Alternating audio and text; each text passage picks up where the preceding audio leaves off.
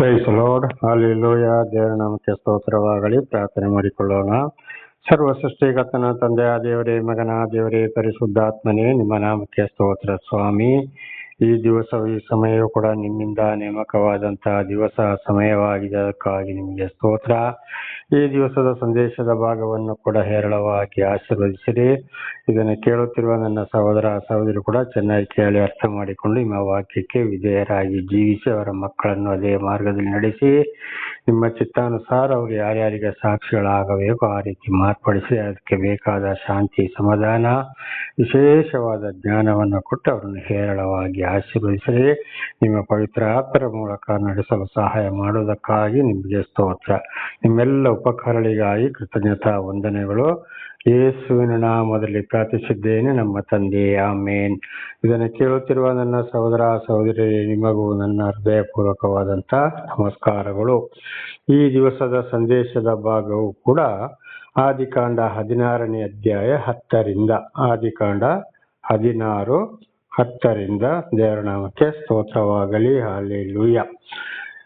ಅದಲ್ಲದೆ ಯೆಹೋವನ ದೂತನವಳಿಗೆ, ನೀನು ಬಹು ಸಂತಾನವಾಗ ಮಾಡುವೆನು, ಅದು ಲೆಕ್ಕಿಸಕೂಡದಷ್ಟು ಅಪರಿತವಾಗುವುದು ಎಂದು ಹೇಳಿದನು. ದೇವರ ನಾಮಕ್ಕೆ ಸ್ತೋತ್ರವಾಗಲಿ.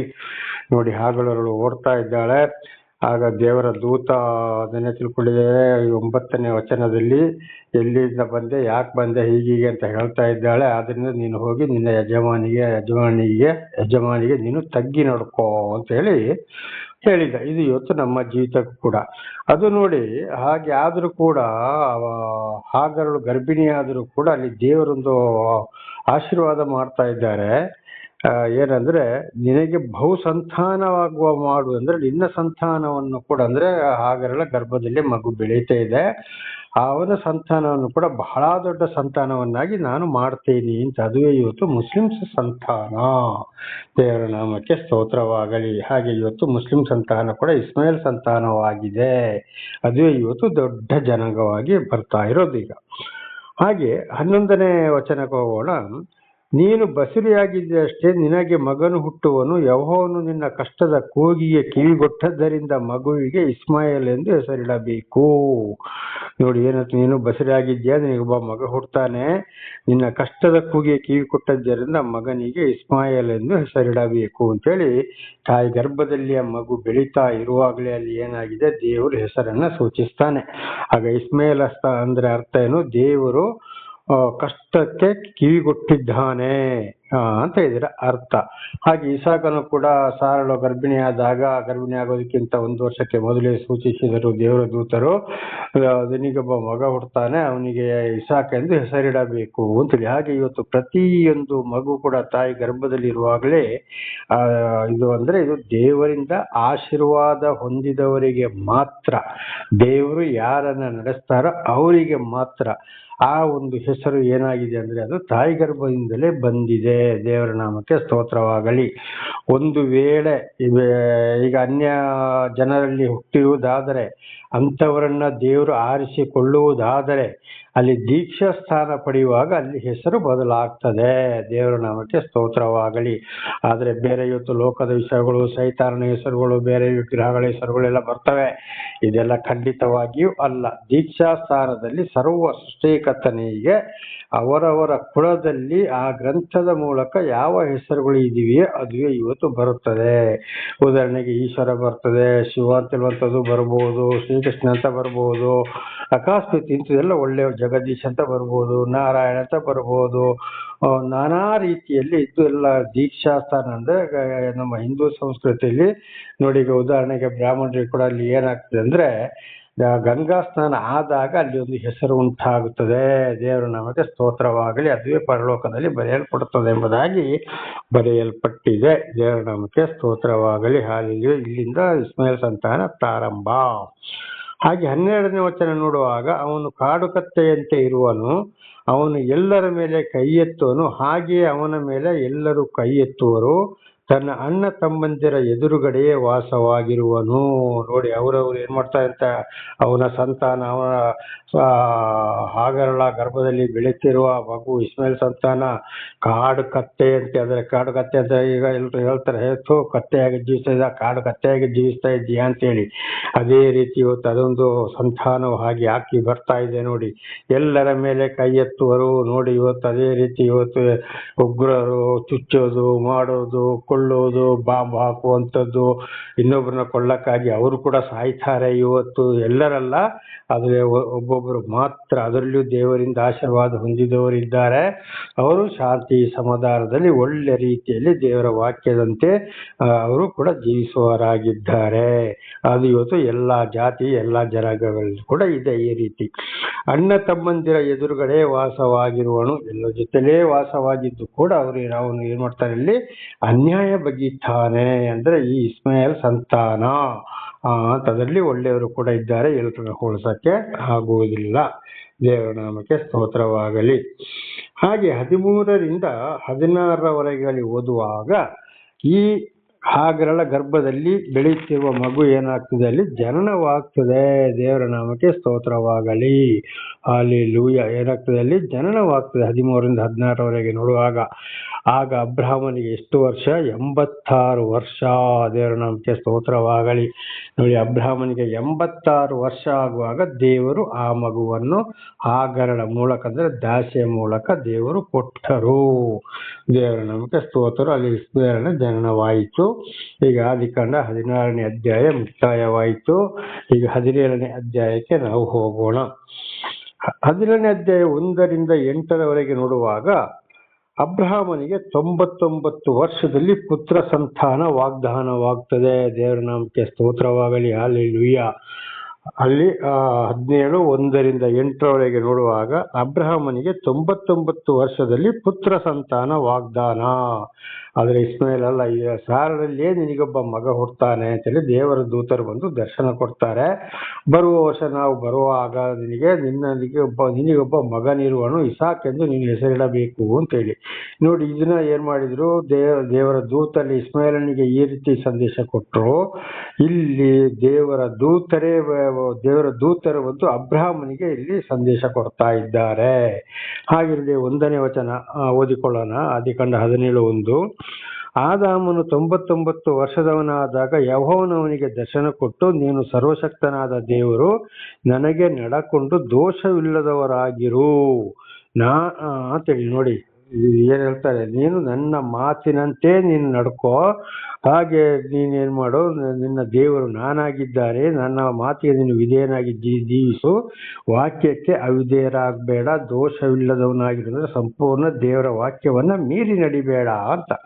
ಹಾಗೆ ಇವತ್ತು ದೇವರು ನಮ್ಮನ್ನು ಕೂಡ ಅನೇಕ ಕಷ್ಟ, ಸಂಕಟ, ದುಃಖಗಳಿಂದ ಬಿಡುಗಡೆ ಮಾಡಿದಾಗ ದೇವರು ನಮ್ಮನ್ನು ಇವತ್ತು ದೇವರ ಸೇವೆಗಾಗಿ ಅಬ್ರಹಾಮನು ಹೇಗೆ ಎಲ್ಲವನ್ನ ಬಿಟ್ಟು ಬಂದನೋ, ಹಾಗೆ ಇವತ್ತು ಒಂದು ವೇಳೆ ಕೆಲವರಿಗೆ ಆಸ್ತಿ ಕೊಡ್ತಾರೆ, ಭೂಮಿ ಕೊಡ್ತಾರೆ, ಎಲ್ಲರನ್ನೂ ಒಂದೇ ರೀತಿ ನಡೆಸೋದಿಲ್ಲ. ಒಬ್ಬೊಬ್ಬರಿಗೆ ಒಂದೊಂದು ವರ ಇದೆ.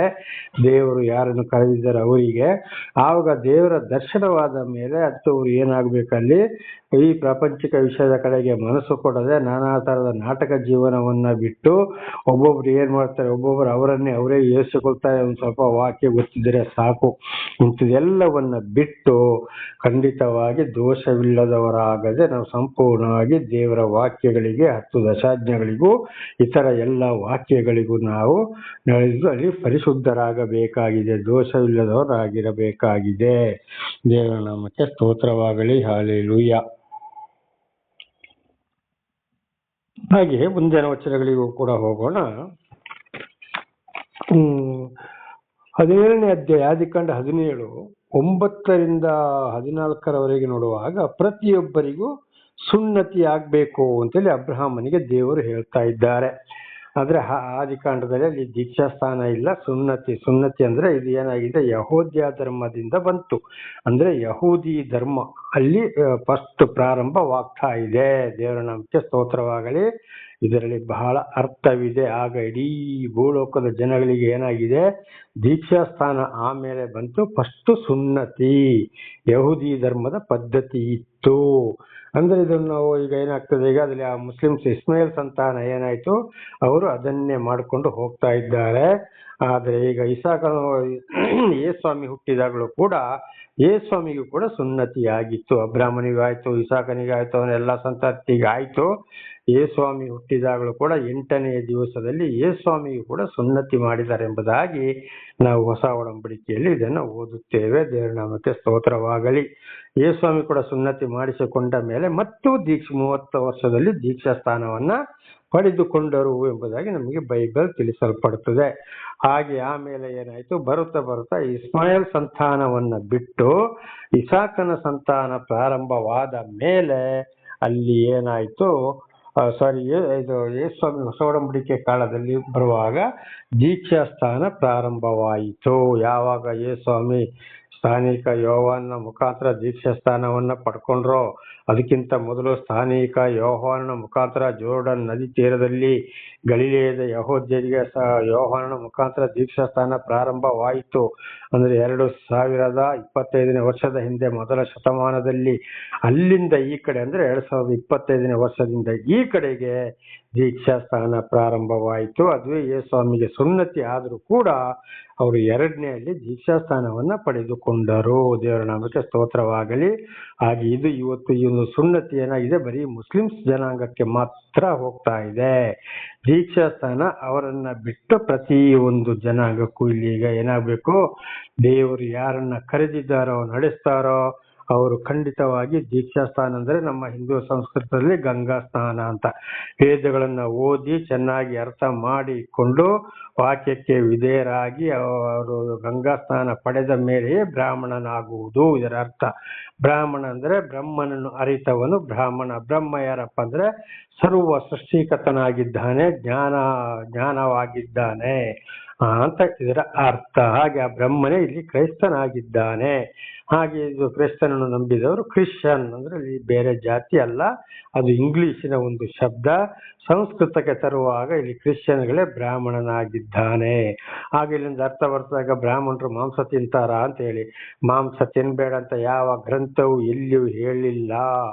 ಆದಿ ಕಾಲದಲ್ಲಿ ಪಾಪ ಪರಿಹಾರಕ್ಕಾಗಿ ಯಜ್ಞಗಳನ್ನ ಅರ್ಪಿಸಿದಾಗ ದೇವರು ಆ ಪ್ರಾಣಿಯ ರಕ್ತವನ್ನು ಯಾರ ಮೇಲೆ ಚಿಮುಕಿಸ್ತಿದ್ರೋ ಅವರೆಲ್ಲರೂ ಆ ಪ್ರಾಣಿಯ ಮಾಂಸವನ್ನು ಅವರು ಮಾತ್ರ ತಿನ್ನಬೇಕು ಎಂಬುದಾಗಿ ಋಷಿಮುನಿಗಳ ಕಾಲದಲ್ಲಿ ಕೂಡ ಇತ್ತು. ದೇವರ ನಾಮಕ್ಕೆ ಸ್ತೋತ್ರವಾಗಲಿ. ಹಲ್ಲೆಲೂಯಾ. ಇದೇ ಇವತ್ತು ಸುನ್ನತಿ, ಈಗ ದೀಕ್ಷಾ ಸ್ಥಾನ. ಹಾಗೆ ಇದು 2025 ಹಿಂದಿನ ಮೊದಲ ಶತಮಾನದಿಂದಲೂ ಮುಸ್ಲಿಮ್ಸ್ ಅವರನ್ನು ಬಿಟ್ಟು ಗಂಗಾ ಸ್ಥಾನ, ಇದರಲ್ಲಿ 14ನೇ ವಚನವನ್ನು ಈಗ ನಾವು ನೋಡಿಕೊಳ್ಳಬಹುದು. ಸುನ್ನತಿ ಮಾಡಿಸಿಕೊಳ್ಳದ ಗಂಡಸು ನನ್ನ ಒಡಂಬಡಿಕೆಯನ್ನು ಮೀರಿದವನಾದ ಕಾರಣ ಕುಲದಿಂದ ತೆಗೆದುಹಾಕಲ್ಪಡಬೇಕು ಎಂದು ಹೇಳಿದನು ಯಾರಿಗೆ, ಮುಸ್ಲಿಮ್ಸರಿಗೆ. ಹಾಗೆ ಇವತ್ತು ಈ ಹೊಸ ಒಡಂಬಡಿಕೆ ಕಾಲದಲ್ಲಿ ಕೂಡ ದೇವರನ್ನ ಅರಿತುಕೊಂಡು ಯಾವುದೇ ಗ್ರಂಥಗಳು, ಇವತ್ತು ವೇದ ಇರ್ಬೋದು, ಮಹಾಭಾರತ ಇರ್ಬೋದು, ಭಗವದ್ಗೀತೆ ಮಹಾಭಾರತದಲ್ಲೇ ಬಂತು, ಅಥವಾ ಬೈಬಲ್ ಮೂಲಕ ನಾವು ದೇವರನ್ನ ಅರಿತುಕೊಂಡು ಯಾರು ಗಂಗಾ ಸ್ನಾನ ಪಡೆದು ಹಿಂದಿನ ಜೀವಿತ ಅಂದ್ರೆ ದೇವರಿಂದ ದರ್ಶನ ಆದವರಿಗೆ ಮಾತ್ರ. ಯಾರು ಜೀವಿಸುವುದಿಲ್ಲೋ ಅಲ್ಲಿ ದೇವರ ಆಶೀರ್ವಾದ ಇರುವುದಿಲ್ಲ. ಕೆಲವರು ಏನ್ ಹೇಳ್ತಾರೆ, ದೇವ್ರನ್ನ ನನಗೆ ದೀಕ್ಷಾ ಸ್ಥಾನ ಬೇಡ, ಬೇಡವೇ ಬೇಡ, ಅದು ಬೇಡವೇ ಬೇಡ, ಅದು ಬೇಡ, ಇದು ಬೇಡ ಅಂತ ಹೇಳ್ತಾರೆ. ಆಗ ಅಲ್ಲಿ ಏನಪ್ಪಾ ಅಂತ ಇದರ ಅರ್ಥ ಅಂದ್ರೆ ದೇವರ ಆಶೀರ್ವಾದ ಅಲ್ಲಿ ಇಲ್ಲ, ಅಂತವರ ಮೇಲೆ ಇರುವುದಿಲ್ಲ ಅಂತ ಇದರ ಅರ್ಥ. ದೇವರ ನಾಮಕ್ಕೆ ಸ್ತೋತ್ರವಾಗಲಿ. ಹಾಗೆ ಮುಂದಿನ ವಚನಕ್ಕೆ ಹೋಗೋಣ. ಆದಿಕಾಂಡ 17:15 22 ನೋಡುವಾಗ ದೂತರಿಂದ ಅಬ್ರಹಾಮನಿಗೆ ಮತ್ತು ಸಾರಳಿಗೆ ಸಂಪರ್ಕ. ದೇವರ ನಾಮಕ್ಕೆ ಸ್ತೋತ್ರವಾಗಲಿ. ಹಲ್ಲೆಲೂಯಾ. ಈ ಇಸಾಕನ ಒಂದು ಜನನದ ಮುನ್ಸೂಚನೆಯನ್ನು ಕೊಡಲು ದೂತರು ಬರ್ತಾರೆ. ಆ ದೂತರು ಬಂದು ಅಬ್ರಹಾಮನೊಂದಿಗೂ ಸಾರಳೊಂದಿಗೂ ಮಾತನಾಡ್ತಾರೆ. ದೇವರ ನಾಮಕ್ಕೆ ಸ್ತೋತ್ರವಾಗಲಿ. ಇದು 17ನೇ ಅಧ್ಯಾಯ 17ರಿಂದ 22 ಎಲ್ಲಾ ವಚನಗಳಲ್ಲಿ ನೋಡಬಹುದು. ದೂತರು ಅಬ್ರಹಾಮನ ಹತ್ರ ಬರ್ತಾ ಇದ್ದಾರೆ. ದೇವರ ನಮಗೆ ಸ್ತೋತ್ರವಾಗಲಿ. ಅಬ್ರಹಾಮ ಬಂದಾಗ ಏನ್ ಮಾಡ್ತಾನೆ, ಅವರನ್ನ ಸ್ವೀಕಾರ ಮಾಡ್ತಾನೆ, ಅವರಿಗೆ ಗೌರವ ಕೊಡ್ತಾನೆ, ಬನ್ನಿ ಕೂತುಕೊಳ್ಳಿ ಅಂತ ಹೇಳ್ತಾನೆ. ಹಾಗೆ ಇದರ ಅರ್ಥ ನಮ್ಮ ಜೀವಿತಕ್ಕೂ ಕೂಡ ಏನಪ್ಪಾ ಅಂದ್ರೆ, ನಾವು ಇವತ್ತು ಯಾರಾದ್ರೂ ಒಬ್ರು ಮನೆಗೆ ಬಂದಾಗ ಅವರನ್ನ ಬರಮಾಡಿಕೊಳ್ಬೇಕು, ಅವರಿಗೊಂದು ಗೌರವ ಕೊಡಬೇಕು, ಅವರನ್ನ ಮಾತಾಡಿಸ್ಬೇಕು. ಆಗಲೇ ಅಬ್ರಹಾಮ ಏನ್ ಮಾಡ್ದ, ಮೊಟ್ಟ ಮೊದಲು ಅವರಿಗೆ ನೀರು ಕೊಟ್ಟ, ಕೈ ಕಾಲು ತೊಳ್ಕೊಳ್ಳಿ, ಕೂತುಕೊಳ್ಳಿ, ವಿಶ್ರಮಿಸಿಕೊಳ್ಳಿರಿ ಅಂತ. ನೋಡಿ, ಇವತ್ತು ನನಗೆ ಗೊತ್ತಿದ್ದಾಗೆ ಆದಿಯಲ್ಲಿ ಕೂಡ ಯಾರೇ ಮನೆಗೆ ಬರಲಿ ಮೊಟ್ಟ ಮೊದಲು ಅವರನ್ನ ಕೂತ್ಕೊಳ್ಳಕ್ಕೆ ಹೇಳುವಂಥದ್ದು, ಅವರಿಗೊಂದು ನಮಸ್ಕಾರ ಮಾಡುವಂಥದ್ದು, ಅವರನ್ನ ಕೂತ್ಕೊಳ್ಳಿ ಅಂತ ಹೇಳುವಂಥದ್ದು, ಆಮೇಲೆ ನೀರು ತಂದು ಕೊಡುವಂಥದ್ದು. ಇವತ್ತು ಕೂಡ ಇವತ್ತಿನ ಈ ಯುಗದಲ್ಲಿ ಎಲ್ಲ ಹೋಗ್ಬಿಟ್ಟಿದೆಪ್ಪ, ಅದು ಎಲ್ಲ ಮರೆತಿದ್ದಾರೆ. ಆದ್ರೂ ಹಳೆ ಮನುಷ್ಯರ ಪದ್ಧತಿಯಲ್ಲಿ ಇವತ್ತು ಕೂಡ ಕೆಲವರು ಅದನ್ನೇ ಮಾಡ್ತಾ ಇದ್ದಾರೆ. ಮಕ್ಕಳನ್ನು ಕೂಡ ಅದೇ ಮಾರ್ಗದಲ್ಲಿ ನಡೆಸುವವರಾಗಿದ್ದಾರೆ. ದೇವರ ನಾಮಕ್ಕೆ ಸ್ತೋತ್ರವಾಗಲಿ. ನಮ್ಮ ಜೀವಿತಕ್ಕೆ ಏನಾಗಬೇಕಂದ್ರೆ, ಇವತ್ತು ನಾವು ಕೂಡ ಮನೆಗೆ ಬಂದಾಗ ಇದೇ ರೀತಿ ಒಂದು ಪದ್ಧತಿಯನ್ನ ಮಾಡ್ಕೊಳ್ಬೇಕು. ಆದ್ರೆ ಗೊತ್ತಿಲ್ಲದವರು ಬಂದ್ರೆ ಒಂದೇ ಸಲ ಮನೆ ಒಳಗಡೆ ಸೇರಿಸ್ಕೊಳ್ಬಾರ್ದು, ಹೊರಗಡೆ ಕೂತ್ಕೊಳ್ಬೇಕು, ಅವ್ರಿಗೆ ಎಲ್ಲಿಗೆ ಚೇರ್ ಕೊಡ್ಬೇಕು, ಮಾತನಾಡಬೇಕು. ಹೊಸಬ್ರೆಲ್ಲ ಬಂದ್ರೆ ಆದ್ರೆ ಗೌರವ ಕೊಡ್ಬೇಕು. ಇವತ್ತಿನವ್ರು ಏನ್ ಮಾಡಿದ್ದಾರೆ, ಇದನ್ನ ಮಕ್ಕಳಿಗೂ ತಿಳಿಸ್ತಾ ಇಲ್ಲ, ಮಕ್ಕಳು ಬರ್ತಾ ಇಲ್ಲ. ಒಂದು ವೇಳೆ ಸಾಧಾರಣ ಪರಿಚಯದವ್ರ ಮನೆಗೆ ಬಂದ್ರು ಕೂಡ ಇಟ್ಕೊಂಡು ಮುಖ ನೋಡೋರಾಗಿದ್ದಾರೆ. ಎಂತ ಬಿಸಿಲಾದ್ರೂ ಕೂಡ ಅವರಿಗೆ ಒಂದು ಕೈಕಾಲು ಸ್ವಲ್ಪ ಮುಖ ತೊಳ್ಕೊಪ್ಪ, ಕುಡಿ ನೀರು ಅಂತ ಹೇಳಿ ಎಲ್ಲಿಯೋ ಒಂದೊಂದು ಮನೆಯಲ್ಲಿ ಮಾತ್ರ ಹಿರಿಯರು ಮಾಡ್ತಾ ಇದ್ದಾರೆ. ಕೆಲವು ಮಕ್ಕಳಿಗೊಂದು ಕಳಿಸಿಕೊಡ್ತಾ ಇದ್ದಾರೆ. ಆದ್ರೆ ಇದೊಂದು ಪದ್ಧತಿ ಪ್ರಕಾರ ನಡೆದುಕೊಳ್ಳಲೇಬೇಕು ಅಂತ ಇದರ ಅರ್ಥ. ಆಮೇಲೆ ಅಬ್ರಹಾಮನ ಏನ್ ಮಾಡ್ತಾನೆ, ಅಬ್ರಹಾಮನು ಯಾರೋ ಅತಿಥಿಗಳು ಬಂದ್ರು ಅಂತ ಹೇಳಿ ಆಳಿನ ಕೈಗೆ ಒಂದು ಕರುವನ್ನ ಕೊಡ್ತಾನೆ. ಇದರ ಮಾಂಸ ಮಾಡಿ ಅಡಿಗೆ ಮಾಡು. ಹೆಂಡತಿಗೆ ಹೇಳ್ತಾನೆ, 3 ಸೇರು ಒಳ್ಳೆಯ ಗೋಧಿ ಹಿಟ್ಟನ್ನ ತಕೊಂಡು ನೀನು ರೊಟ್ಟಿ ಮಾಡು ಅಂತ ಹೇಳಿ. ದೇವರ ನಾಮಕ್ಕೆ ಸ್ತೋತ್ರವಾಗಲಿ. ಹಾಗೆ ಅಲ್ಲಿ ಅಡಿಗೆಯಾಯಿತು. ದೇವರ ನಾಮಕ್ಕೆ ಸ್ತೋತ್ರ. ಅಬ್ರಹಾಮನ ಮಾತಿಗೆ ಆಳು ಮತ್ತು ಹೆಂಡತಿ ವಿಧೇಯರಾದ್ರು. ಹಾಗೆ ಇವತ್ತು ಮನೆ ಯಜಮಾನ ಒಳ್ಳೆ ರೀತಿಯಲ್ಲಿ ಇರುವಾಗ ಮನೆ ಯಜಮಾನನಿಗೆ ಆಳುಗಳು ಮತ್ತು ಹೆಂಡತಿಗಳು ಮಾತಿಗೆ ವಿಧೇಯರಾಗಲೇಬೇಕು. ಆದ್ರೆ ಇವತ್ತು ಕೆಲವು ಹೆಂಡತಿಯರು ಗಂಡ ಏನಾದ್ರು ಸ್ವಲ್ಪ ಊಟಕ್ಕೆ ಮಾಡಪ್ಪ ಬಂದಿರ ನೀ ಸುಮ್ಮನಿರು, ಅವ್ರು ಹೋಗ್ಲಿ, ಒಂದು ಕಪ್ ಟೀ ಕೊಟ್ಟ ಸಾಕು, ಒಂದು ಕಪ್ ಕಾಫಿ ಕೊಟ್ಟ ಸಾಕು, ಅವ್ರು ಯಾರೋ ಏನೋ, ಅವ್ರಿಗೆ ಯಾಕೆ ಊಟ ಕೊಡ್ಬೇಕು, ನಮಗೆ ಇಲ್ಲ ಅಂತ ಗುಣ ಕೊಟ್ಟು ಹೆಂಡತಿಯರು ಇವತ್ತು ಬೇಕಾದಷ್ಟು ಇದ್ದಾರೆ.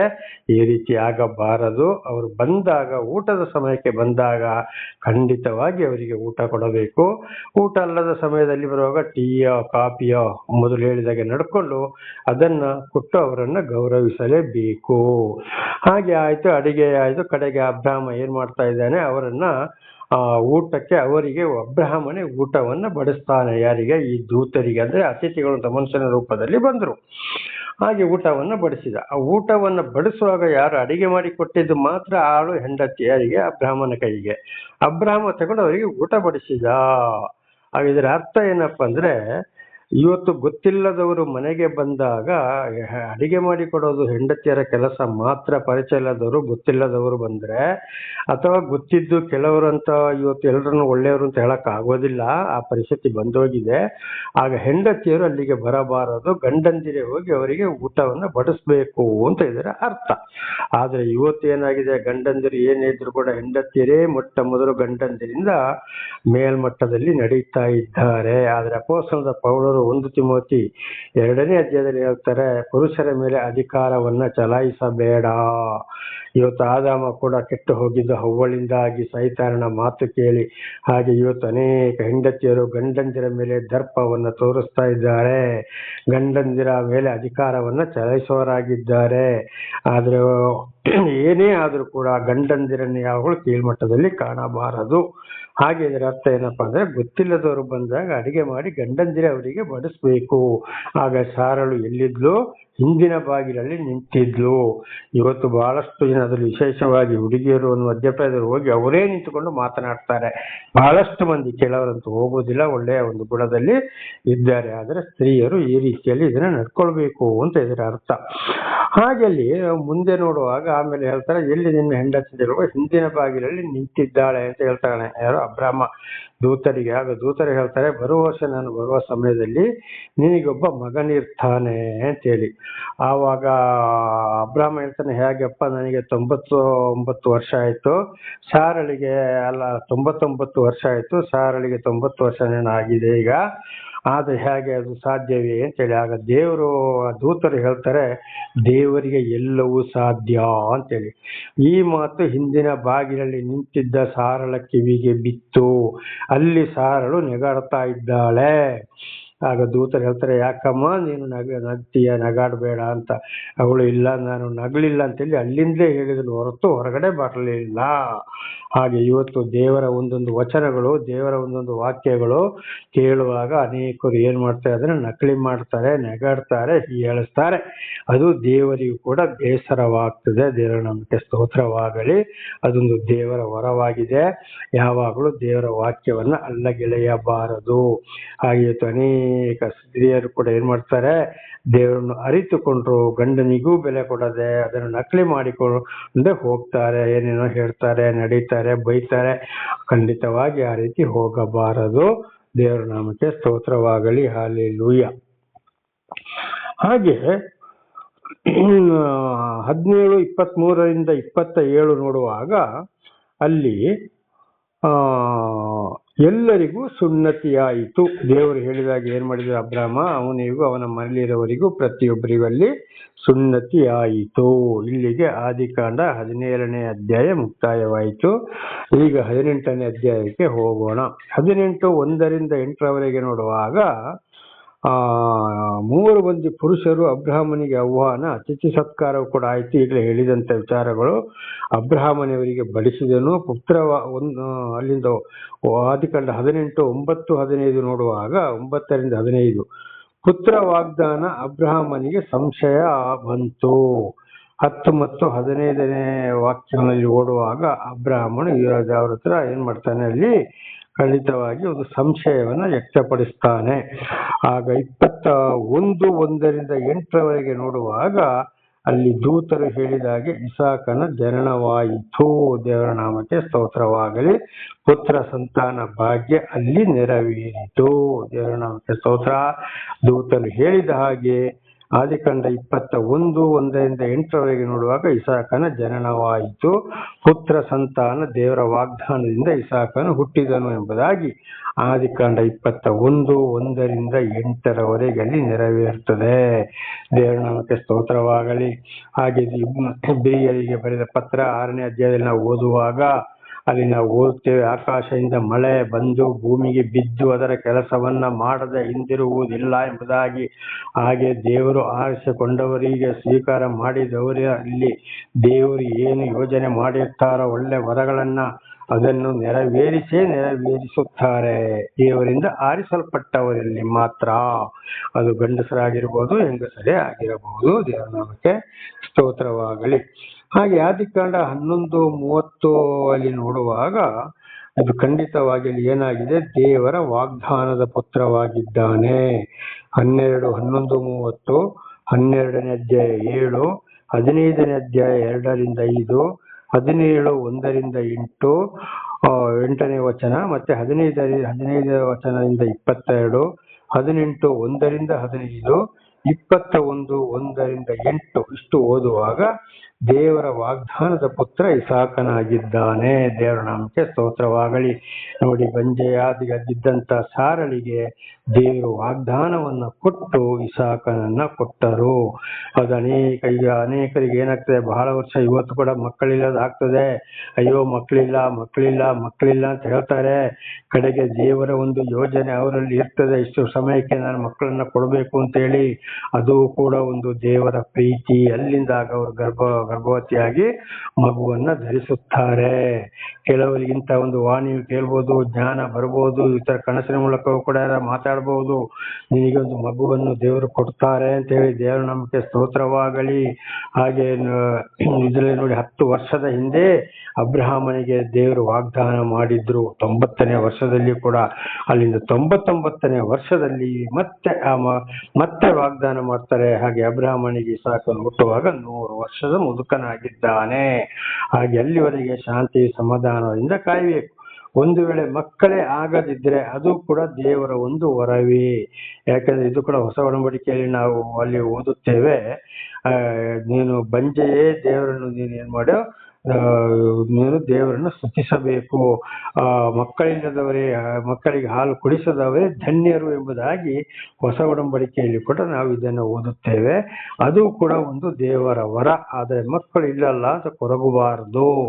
ಅಲ್ಲಿ ಇಲ್ಲಿ ಸೈತಾನ ಕಾರ್ಯಕ್ಕೆ ಮಾಯ ಮಂತ್ರ ಜ್ಯೋತಿಷ, ಆ ಮಠ ಈ ಮಠ, ಆ ದೇವಸ್ಥಾನ ಈ ದೇವಸ್ಥಾನ, ಆ ತಾಯ್ತ ಈ ತಗಡು, ಆ ಗುರೂಜಿ ಅವರ ಕಾಲಿಗೆ ಹೋಗಿ ಅಡ್ಡ ಬೀಳುವಂಥದ್ದು, ಇದೆಲ್ಲ ಏನೇ ಮಾಡಿದ್ರು ಕೂಡ ಪುತ್ರ ಸಂತಾನ ಬರಲು ಸಾಧ್ಯವಿಲ್ಲ. ದೇವರ ವರ ಇದ್ರೆ ಮಾತ್ರ ಎಲ್ರಿಗೂ ಪುತ್ರ ಸಂತಾನ. ಅದರಲ್ಲಿ ವಿಶೇಷವಾಗಿ ದೇವರು ವಾಗ್ದಾನದ ಮೂಲಕ ಒಬ್ಬೊಬ್ಬರನ್ನ ಆರಿಸಿಕೊಳ್ಳುತ್ತಾರೆ. ಈಗ ಅನೇಕ ಪ್ರವಾದಿಗಳು ಸಾಕ್ಷಿಗಳು ಇದ್ದಾರೆ. ನಾವೀಗ ಹೊಸ ಒಡಂಬಡಿಕೆಯಲ್ಲಿ ನೋಡುವಾಗ ಹಳೆ ಒಡಂಬಡಿಕೆಯಲ್ಲಿ ನೋಡುವಾಗ ಹನೋಕನ ಆರಿಸಿಕೊಂಡ್ರು, ಕಾಣದೆ ಕಣ್ಮರೆಯಾದ ಹೆಬೇರನ ಆರಿಸಿಕೊಂಡ್ರು, ಅಲ್ಲಿ ತೀರ್ಕೊಂಡ. ಆಮೇಲೆ ಸೇತುನ ಆರಿಸಿಕೊಂಡ್ರು, ಅದುವೇ ಇಸ್ಮಾಯೇಲ್ ಸಂತಾನ. ಹಾಗೆ ಇವತ್ತು ಯೇಸ್ವಾಮಿ ಕೂಡ ವಾಗ್ದಾನದ ಮೂಲಕ ಹುಟ್ಟಿದರು, ಇಸಾಕನು ವಾಗ್ದಾನದ ಮೂಲಕ ಹುಟ್ಟಿದರು. ಅನೇಕರು ಇತರರ ದೇವರಿಗೆ ವಿರೋಧಿಯಾದವರನ್ನು ಕೂಡ ದೇವರು ಏನ್ ಮಾಡ್ತಾರೆ, ಆರಿಸಿಕೊಳ್ತಾರೆ. ಇದೆಲ್ಲವೂ ಎರಡು ರೀತಿಯಲ್ಲಿ ದೇವರ ಆರಿಸಿಕೊಳ್ಳುವಿಕೆ ಇದೆ. ಹೇಗೆಂದ್ರೆ ಒಬ್ಬೊಬ್ಬರನ್ನು ತಾಯಿ ಗರ್ಭದಿಂದಲೇ ಆರಿಸಿಕೊಳ್ತಾರೆ, ಒಬ್ಬೊಬ್ಬರನ್ನು ಲೋಕದಿಂದ ಆರಿಸಿಕೊಳ್ಳುತ್ತಾರೆ. ಈಗ ನೋಡಿ, ಉದಾಹರಣೆಗೆ ಅಪೊಸ್ತಲನಾದ ಪೌಲ ದೇವರ ಕ್ರೈಸ್ತನಾಗಿ ವಿರೋಧಿಯಾಗಿದ್ದ, ಕಡೆಗೆ ದೇವರಿಗೆ ಪ್ರಾಪಂಚಿಕದಿಂದ ಸಂಪೂರ್ಣ ಆರಿಸಿಕೊಂಡರು. ಹಾಗೆ ನಾನು ಕೂಡ ಒಂದು ಸಮಯದಲ್ಲಿ ಕ್ರೈಸ್ತ ವಿರೋಧಿಯಾಗಿದ್ದೆ. ಇದನ್ನು ನಾನು ನನ್ನ ಸಾಕ್ಷಿಯಲ್ಲಿ ಬಹಳ ಸಲ ಹೇಳಿದ್ದೇನೆ. ದೇವರಿಗೆ ಕೆಟ್ಟ ಮಾತುಗಳನ್ನು ಬೈದವನಾಗಿದ್ದೇನೆ. ನಾನಾ ರೀತಿಯಲ್ಲಿ ಏನೋ ಬೈದು ಕಡೆಗೆ ದೇವರು ನನ್ನನ್ನು ಏನ್ ಮಾಡಿದ್ರು, ಆರಿಸಿಕೊಂಡರು ಈ ಪ್ರಾಪಂಚಿಕ ವಿಷಯದಿಂದ. ಇದು ಯೋಹಾನ 15ನೇ ಅಧ್ಯಾಯದಲ್ಲಿ ಸ್ಪಷ್ಟವಾಗಿ ಬರೆಯಲ್ಪಟ್ಟಿದೆ. ದೇವರ ನಾಮಕ್ಕೆ ಸ್ತೋತ್ರವಾಗಲಿ. ಹಾಗೆ ಪ್ರತಿ ಒಂದು ದೇವರ ವಾಗ್ದಾನವಾಗಿದೆ. ಯಾರ್ಯಾರನ್ನು ಹೇಗೆ ಬೇಕೋ ಹಾಗೆ ಆರಿಸಿಕೊಳ್ಳವರಾಗಿದ್ದಾರೆ. ಹಲ್ಲೆಲೂಯಾ. ಹಾಗೆ ಇಸ್ಮಾಯೇಲ್ ದೇವರ ವಾಗ್ದಾನದಿಂದ ಹುಟ್ಟಿದವನಲ್ಲ. ಆದ್ರೆ ಸಾರಳು ಹಾಗರಳನ್ನ ಹೆಂಡತಿಯಾಗಿ ಕೊಟ್ಟಳು, ಅಲ್ಲಿ ಸಾರಳು ಬಸರಿಯಾಗಿ ಇಸ್ಮಾಯೇಲನನ್ನು ಹೆತ್ತಳು. ಅದು ದೇವರ ವಾಗ್ದಾನ ಅಲ್ಲ. ಅದು ಸಾರಳ ಮುಖಾಂತರ, ಅಂದ್ರೆ ಅಬ್ರಾಹ್ಮನ ಅಲ್ಲಿಂದ ಮುಸ್ಲಿಂ ಸಂತಾನ ಬರಬೇಕಿತ್ತು, ಆದ್ರೆ ಅದು ಸಾರಳ ಮುಖಾಂತರ ಮಾತ್ರ ನಡೆಯಿತು. ಆದ್ರೂ ದೇವ್ರು ಏನ್ ಮಾಡ್ತಾರೆ, ಆ ಒಂದು ಮಗನನ್ನು ದೊಡ್ಡ ಒಂದು ಸಂತತಿಯನ್ನಾಗಿ ಮಾಡುವೇನು, ಅವನಿಂದಲೇ ಒಂದು ದೊಡ್ಡ ದೇಶ ಉಂಟಾಗುವಂತೆ ಮಾಡ್ತೇನೆ ಅಂತ ನಾವು ಓದಿಕೊಂಡಿದ್ದೇವೆ. ಆದ್ರೆ ಎಲ್ರಿಗೂ ದೇವರ ಆಶೀರ್ವಾದ ಇದೆ, ವರ ಇದೆ. ಆದರೆ ದೇವರಿಂದ ಆಯ್ಕೆ ವಾಗ್ದಾನದಿಂದ ಹುಟ್ಟುವುದೇ ಬೇರೆಯಾಗಿದೆ. ದೇವರ ನಾಮಕ್ಕೆ ಸ್ತೋತ್ರವಾಗಲಿ. ಇದನ್ನು ಆದಿಕಾಂಡ 15:3-4, 16:1-4, 11-12, 21ನೇ ಅಧ್ಯಾಯ 9 ಮತ್ತು 10ನೇ ವಚನದಲ್ಲಿ ಇದನ್ನು ನಾವು ಚೆನ್ನಾಗಿ ಓದಿಕೊಳ್ಳಬಹುದು. ಆದಿಕಾಂಡ 15ನೇ ಅಧ್ಯಾಯ 3-4, 16ನೇ ಅಧ್ಯಾಯ 1-4, 11-12ನೇ ವಚನ, 21ನೇ ಅಧ್ಯಾಯ 9-10 ನೋಡುವಾಗ ಇಸ್ಮಾಯೇಲ್ ಕೂಡ ಅಂತವರಿಗೂ ದೇವರ ಆಶೀರ್ವಾದ ಇದೆ ಅಂತೇಳಿ ಇದನ್ನು ನಾವು ಓದಿಕೊಳ್ಳಬಹುದು. ದೇವರ ನಾಮಕ್ಕೆ ಸ್ತೋತ್ರವಾಗಲಿ. ಹಲ್ಲೆಲೂಯಾ. ಹಾಗೆ ಅದರಲ್ಲಿ ನಾವು ಮುಂದೆ ನೋಡುವಾಗ 16, 7-10, 21, 9-21 ಕೂಡ ಇಲ್ಲಿ ಓದುವಾಗ ಬಹಳ ವಿಶೇಷವಾಗಿ ನಾವು ಇದನ್ನ ಇಸ್ಮಾಯೇಲ್ನ ವಿಚಾರವನ್ನ ಸಂಪೂರ್ಣವಾಗಿ ತಿಳಿದುಕೊಳ್ಳಬಹುದು. ಹಾಗೆ 16ನೇ ಅಧ್ಯಾಯ 11-12 ನೋಡುವಾಗ ಇಸ್ಮಾಯೇಲ್ ನಡತೆ ಇವತ್ತು ಇದೇ ರೀತಿ ನಡೆಯುತ್ತಿದೆ. ಮುಸ್ಲಿಂ ಜನಾಗ ಇದು ದೇವರಿಂದಲೇ, ಗಂಡ ಇದ್ದವಳ ಸಂತಾನಕ್ಕಿಂತ ಇಲ್ಲದವಳ ಸಂತಾನವನ್ನ ಹೆಚ್ಚಿಸುವೇನು ಅಂತ ಹೇಳಿದ್ದಾರೆ ದೇವರು. ಹಾಗೆ ಗಂಡ ಇದ್ದವಳು ಯಾರು? ಸಾರಳಿಗೆ ಅಬ್ರಾಹ್ಮನಿದ್ದಾನೆ. ಆಗ ಹಾಗರಳಿಗೆ ಎಲ್ಲಿಲ್ವೋ, ಅಂದ್ರೆ ಕಡೆಗೆ ಏನು ಮಾಡಿದ್ಲು, ಹಾಗರಳನ್ನ ದೇವರು ಓಡಿಸಿಬಿಟ್ಟ. ಆಗಲ್ಲಿ ಹಾಗರಳಿ ಗಂಡ ಇದೆಯಾ? ಇಲ್ಲ. ಹಾಗೆ ಗಂಡ ಇದ್ದವಳ ಸಂತಾನಕ್ಕಿಂತ ಇಲ್ಲದವಳ ಸಂತಾನವನ್ನ ಹೆಚ್ಚಿಸುವೆನು. ಅದುವೇ ನೋಡಿ, ಇವತ್ತು ಮುಸ್ಲಿಂ ಸಂತಾನ ಜಾಸ್ತಿ ಬೆಳೀತಾ ಬರೋದು ಇದುವೇ ಆಗಿದೆ. ಅದಕ್ಕೂ ಒಂದು ಕಾರಣ ಇದೆ. ಯಾಕಪ್ಪ ಮುಸ್ಲಿಂ ಸಂತಾನ ಈ ರೀತಿ ಬರ್ತಾ ಇದೆ, ಮುಂದೆ ಏರ್ತಾ ಇದೆ? ಅವರು ಒಂದು ಕುಟುಂಬ ಯೋಜನೆಯನ್ನು ಕೂಡ ಮಾಡಿಸಿಕೊಳ್ಳುವುದು ಬಹಳ ಕಡಿಮೆ, ಮಾಡಿಸಿಕೊಳ್ಳುವುದೇ ಇಲ್ಲ. ಆಮೇಲೆ ಹಿಂದೆ ನಾವು ಇಸ್ಮಾಯೇಲ್ನ ಜನನ ವಿಚಾರದಲ್ಲಿ ದೇವರ ದೂತ ಹಾಗರಿಗೆ ಒಂದು ಮಾತು ಹೇಳ್ತಾನೆ, ಅವನು ಕಾಡು ಕತ್ತೆಯಂತೆ ಜೀವಿಸುವನು, ಎಲ್ಲರ ಮೇಲೆ ಕೈ ಎತ್ತುವನು, ಸಹೋದರರ ಮಧ್ಯೆ ಜೀವಿಸುವನು ಎಂಬುದಾಗಿ. ಅದು ಒಂದು ಬಹಳ ಒಂದು ಕಾರಣ ಇದೆ. ಅದುವೇ ಇವತ್ತು ಅವರಲ್ಲಿ ಕೆಲವರನ್ನು ಬಹಳ ಒಂದು ಉಗ್ರ ರೂಪಕ್ಕೆ ತೆರಳುವಂತೆ ಉಗ್ರನಾಗಿಯೋ ಹತ್ಯೆಗಾರನಾಗಿಯೋ ಅಲ್ಲಿ ನಡೀತಾ ಇರೋದು ಕಾರಣ ಅದು. ಯಾಕೆಂದ್ರೆ ಭೂಲೋಕದಲ್ಲಿ ದೇವರ ವಾಕ್ಯಕ್ಕೆ ವಿರುದ್ಧವಾಗಿ ನಡೆಯುವುದನ್ನ ಎಲ್ಲವನ್ನ ಅವರ ಮುಖಾಂತರ ದೇವರು ಸಂಹಾರ ಮಾಡಿಸ್ತಾ ಇದ್ದಾನೆ, ಆ ಸ್ಥಳವನ್ನು ಜನರನ್ನು ಕೂಡ. ಅದಕ್ಕಾಗಿ ಅವರನ್ನು ಹಠಮಾರಿಗಳು, ಅಹಂಕಾರಿಗಳು, ಗರ್ವಿಗಳನ್ನಾಗಿ ಮಾಡ್ತಾರೆ. ಇತರರನ್ನು ಕೊಲ್ಲಕ್ಕೂ ಕೂಡ ಅವರಿಗೆ ಯೋಚನೆನೇ ಇಲ್ಲ. ಇದು ಆಗಿ ಅದರಲ್ಲಿ ಬಹಳಷ್ಟು ವಿಷಯವನ್ನು ಅಲ್ಲಿ ನಾವೇನು ಬೇಕಾಗಿದೆ, ತಿಳಿದುಕೊಳ್ಳಬೇಕಾಗಿದೆ. ದೇವರ ನಾಮಕ್ಕೆ ಸ್ತೋತ್ರವಾಗಲಿ. ಹಲ್ಲೆಲೂಯಾ. ಹಾಗೆ ಆದಿಕಾಂಡ 15:6 ಅಲ್ಲಿ ಇದು ನೋಡುವಾಗ, ಮತ್ತೆ ಆದಿಕಾಂಡ 12:1-5 ಕೂಡ ನೋಡುವಾಗ ಅಲ್ಲಿ ಏನಾಗ್ತದೆ, ಸಾರಳು ಗಂಡನ ಜೊತೆಯಲ್ಲಿ ಹೊರಟು ಹೋದಳು ಎಂಬುದಾಗಿ ನಾವು ಇದನ್ನು ಸಾರಳ ಒಂದು ವಿಧೇಯತೆಯನ್ನು ನಾವೀಗ ಇಲ್ಲಿ ತಿಳಿದುಕೊಳ್ಳಬಹುದು. ಯಾವ ರೀತಿ ಸಾರಳು ಗಂಡನಿಗೆ ಸಂಪೂರ್ಣವಾಗಿ ವಿಧೇಯಲಾದಳು, ಹಾಗೆ ದೇವರಿಂದ ಆಶೀರ್ವಾದ ಹೊಂದಿದಂತ ಗಂಡಂದಿರಿಗೆ ಹೆಂಡತಿಯರು ಹೇಗೆ ವಿಧೇಯರಾಗಬೇಕು, ಯಾವ ಹೆಂಡತಿಯರು ದೇವರ ವಿಷಯದಲ್ಲಿ ಗಂಡನಿಗೆ ವಿಧೇಯರಾಗ್ತಾರೆ ಎಂಬುದನ್ನ ಇದು ನಾಳೆ ತಿಳಿದುಕೊಳ್ಳೋಣ. ದೇವರ ನಾಮಕ್ಕೆ ಸ್ತೋತ್ರವಾಗಲಿ. ಪ್ರಾರ್ಥನೆ ಮಾಡಿಕೊಳ್ಳೋಣ. ಸರ್ವ ಸೃಷ್ಟಿಕರ್ತನ ತಂದೆಯ ದೇವರೇ, ಮಗನ ದೇವರೇ, ಪರಿಶುದ್ಧಾತ್ಮನೇ, ನಿಮ್ಮ ನಾಮಕ್ಕೆ ಸ್ತೋತ್ರ ಸ್ವಾಮಿ. ಇವತ್ತಿನ ಈ ಒಂದು ಸಂದೇಶವನ್ನು ನನ್ನ ಸಹೋದರ ಸಹೋದರಿಗೆ ತಿಳಿಸಲು ನೀವು ಆಶೀರ್ವಾದ ಮಾಡಿದಕ್ಕಾಗಿ ಸ್ತೋತ್ರ. ಅವರು ಇದನ್ನು ಚೆನ್ನಾಗಿ ಅರ್ಥ ಮಾಡಿ ತಿಳಿದುಕೊಳ್ಳಲು ಬೇಕಾದಂತ ವಿಶೇಷವಾದ ಶಾಂತಿ, ಸಮಾಧಾನ, ಜ್ಞಾನವನ್ನ ಕೊಡಿರಿ. ಅವರ ಮಕ್ಕಳನ್ನು ಅದೇ ಮಾರ್ಗದಲ್ಲಿ ಅವರು ನಡೆಸುವಂತಾಗಲಿ, ಇತರರಿಗೂ ಸಾಕ್ಷಿಗಳಾಗುವಂತೆ ಮಾರ್ಪಡುವಂತೆ ನಿಮ್ಮ ಸಹಾಯ ಮಾಡಿರಿ. ಯೇಸುವಿನ ನಾಮದಲ್ಲಿ ಪ್ರಾರ್ಥಿಸಿದ್ದೇನೆ ನಮ್ಮ ತಂದೆ, ಆಮೇನ್. ಇದನ್ನು ಕೇಳುತ್ತಿರುವ ನನ್ನ ಸಹೋದರ ಸಹೋದರರೇ, ನಿಮಗೂ ನನ್ನ ಧನ್ಯವಾದಗಳು. ದೇವರು ನಿಮ್ಮನ್ನು